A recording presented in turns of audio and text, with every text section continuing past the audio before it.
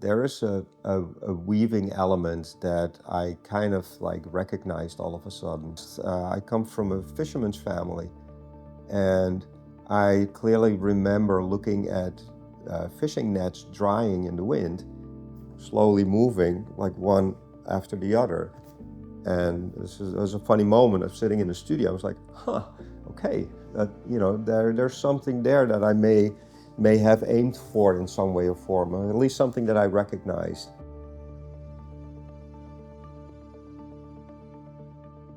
In the studio, when you think about your paintings on a more personal level, and especially the process, it's the journey and not the destination that you end up. With that said, the attempt is to make a good painting. Now, how I ended up specifically to this format actually came from drawing.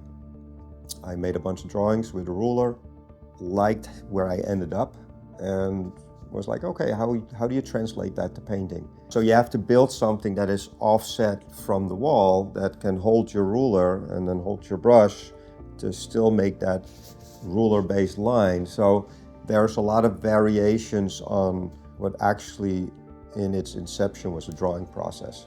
You're working with something that's flat. So if you have the ability to create a sense of space, you create a little bit of magic. Paint is such a weird material. You have to have something. You need some rules to execute or do something with paint. It's a weird colored mud that you spread around on a canvas, and there's various ways of doing that. And they are about relationships of one single element, a line. So it's the accumulation of that one single element that creates the relationship within the painting and allows the painting to be. A grid is stringent, and a grid has the perception to be kind of enclosing and to be almost dominating. So there's a relationship of opposites that is similar to light and dark, or sunshine and shadow. I think I would describe it not so much towards the visual, but more towards the process of making the painting. A line-based abstraction where the accumulation of lines create interaction of color, interaction of angles, and these interactions can create unexpected surprises, unanticipated surprises. Because the process is so repetitive, pushes me to make something that's not repetitive.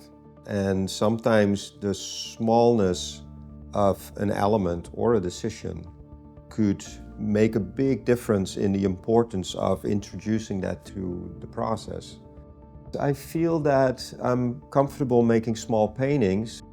A lot of the paintings are square-based actually, because within the way I work, I rotate the painting in various ways, in various repetitions. I like smaller paintings because you're drawn towards them. And that was one of the reasons why I have that as a format.